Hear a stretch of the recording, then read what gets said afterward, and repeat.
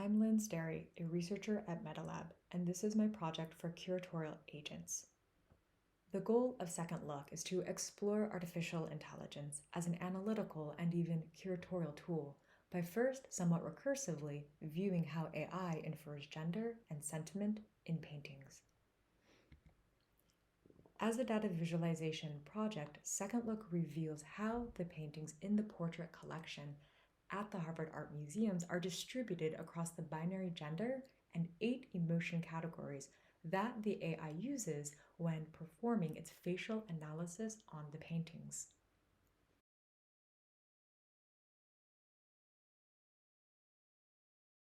Interested in revealing at a high level the sentiment of the portrait collection, this visualization groups the paintings according to their most dominant emotions. Each circle represents a painting, and the size of the circle is relative to AI's confidence that the subject in the painting portrays the given sentiment. This next visualization is really an alternative of the one that we just saw, but because the circles are drawn concentrically, one on top of the other, it reveals the average confidence rating per group. This visualization is meant to reveal what AI isn't seeing, which is non-binary genders. The inner ring shows the relationship between the gender categories male, female, neither, and both. The rays extending beyond the outer white rim show the frequency that AI recognizes a subject's gender for a specific confidence rating. The rays are oriented according to the spatial logic of the inner ring, so a 1% confidence is spatially correlated with less masculine or less female and vice versa. This final visualization is perhaps the most playful in the collection.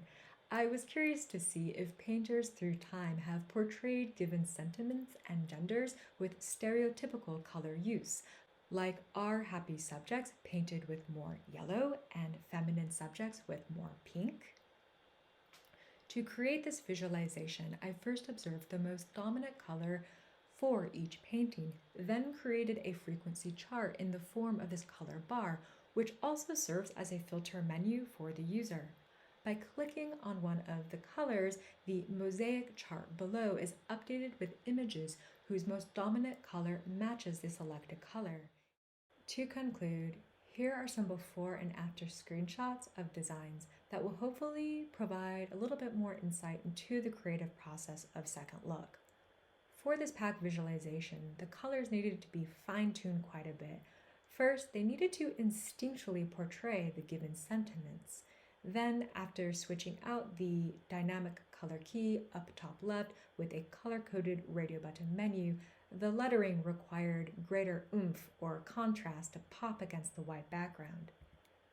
Also related to color, if you look at the images in the matrix up top, even though each of those images' most dominant hue is red, the red in the paintings aren't necessarily patent to the naked eye, but after adding the red hue to the background of the matrix in the bottom, you start to see the red come forth more in the paintings.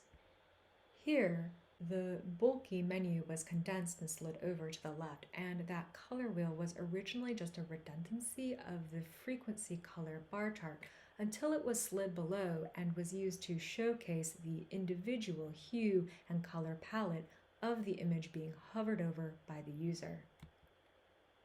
Thank you for your engagement with this presentation. I look forward to sharing with you the finished version of Second Look in 2021.